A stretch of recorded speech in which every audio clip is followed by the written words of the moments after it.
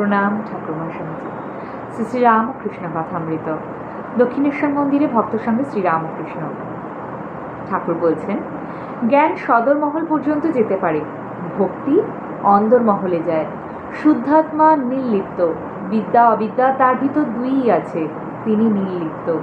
বায়ুতে কখনো সুগন্ধ কখনো দুর্গন্ধ পাওয়া যায়, কিন্তু বায়ু নির্লিপ্ত। ব্যাসদেব যমুনা পার হচ্ছিলেন, গোপীরাও সেখানে উপস্থিত, তারাও পারে যাবে। দধি দুধ মণি বিক্রি করতে যাচ্ছে, কিন্তু নৌকা ছিল না, কেমন করে পারে যাবেন? সকলে ভাবছেন। এমন সময় ব্যাসদেব বললেন, আমার বড় ক্ষুধা পেয়েছে। তখন গোপীরা তাকে ক্ষীর সর ননি সমস্ত খাওয়াতে লাগলেন। ব্যাসদেব প্রায় সমস্ত খেয়ে ফেললেন। তখন ব্যাসদেব যমুনাকে সম্বোধন করে বললেন, যমুনে, আমি যদি কিছু না খেয়ে থাকি তাহলে তোমার জল দুই ভাগ হবে, আর মাঝে রাস্তা দিয়ে আমি চলে যাব।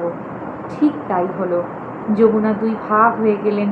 মাঝে ওপারে যাবার পথ, সেই পথ দিয়ে ব্যাসদেব ও গোপীরা সকলে পার হয়ে গেলেন।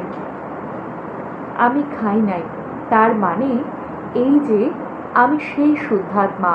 শুদ্ধাত্মা নির্লিপ্ত, প্রকৃতির পার, তার ক্ষুধা তৃষ্ণা নাই, জন্ম মৃত্যু নাই, অজর অমর সুমেরুবৎ।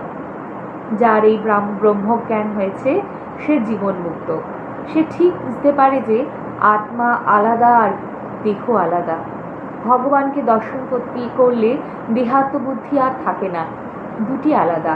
যেমন নারকেলের জল শুকিয়ে গেলে শ্বাস আলাদা আর খোল আলাদা হয়ে যায়, আত্মাটি যেন দেহের ভিতর নড় করে, তেমনি বিষয় বুদ্ধিরূপ জল শুকিয়ে গেলে আত্মজ্ঞান হয়। আত্মা আলাদা আর দেহ আলাদা বোধ হয়।